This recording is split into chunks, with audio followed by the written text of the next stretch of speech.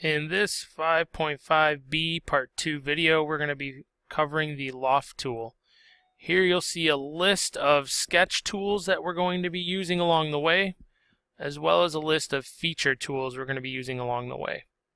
And this is the final model that we'll be making. And before we can get started, the first thing you should do is start a new part file in Autodesk Inventor, so go ahead and do that.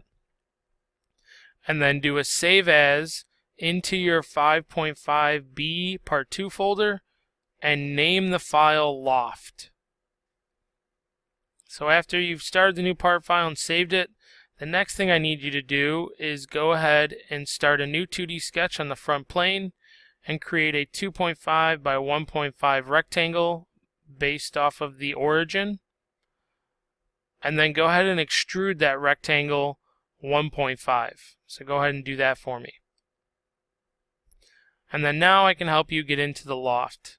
So first off, what the heck is the Loft?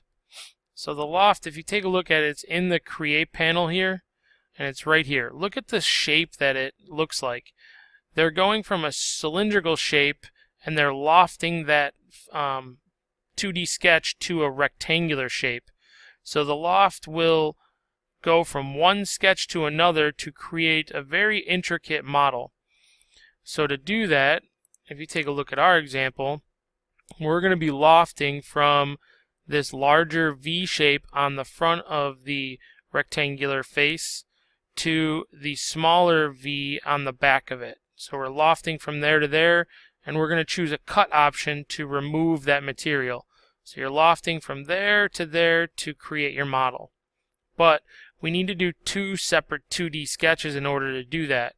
One on the front face and one on the back face. So let's go do this front face first, which looks like this. So I'm going to do a new 2D sketch on this face. And then I'm just going to do a rough sketch of that V. So I'm going to go line, make sure I'm snapping to the upper edge of the rectangle. Make sure you're not snapping to the midpoint like that. Just draw a rough, don't worry about the numbers at all. Just draw that in, snap to the upper edge again up here, and then do me a favor and close this off. So left click here to close that shape, and then you can hit enter or hit escape on the keyboard. So now I have my rough shape, but I need to constrain it. The first constraint that I'm going to add is an equal constraint.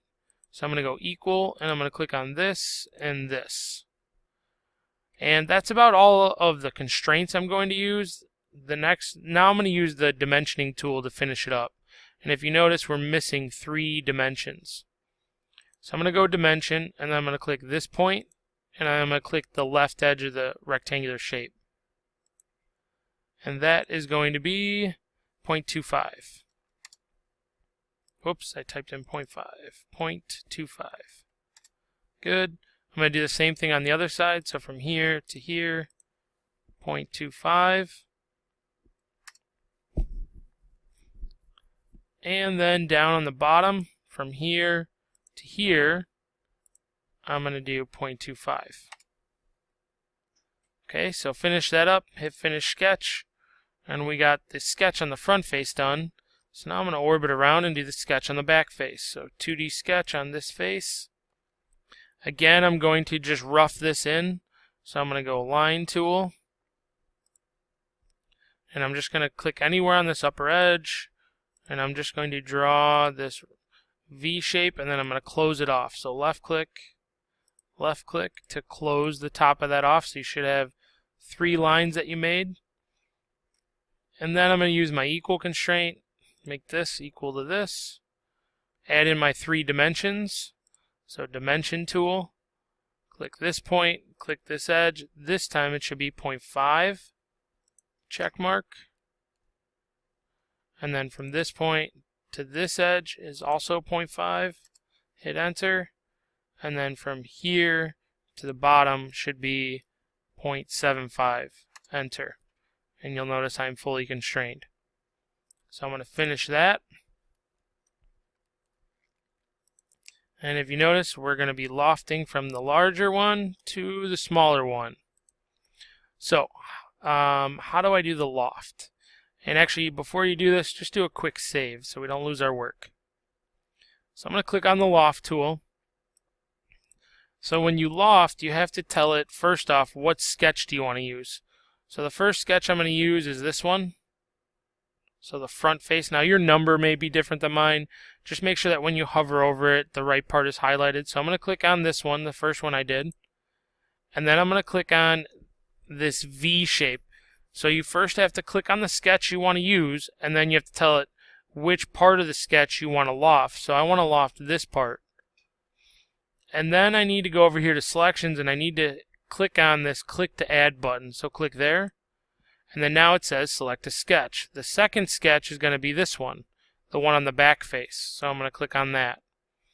And then I need to tell it, well, do I want to loft this part or this part? I want to loft the smaller part of the V there. So I'm going to click on that. And then finally, I need to change this to a cut because I want to remove the material. So I'm going to cut, and notice it shows the arrow that you're lofting from this larger V to the smaller one. So I can click OK, and you'll notice now that we have now lofted and created our model. I'm going to just scoot this over, so now I can screen clip this in and add it into my binder for points.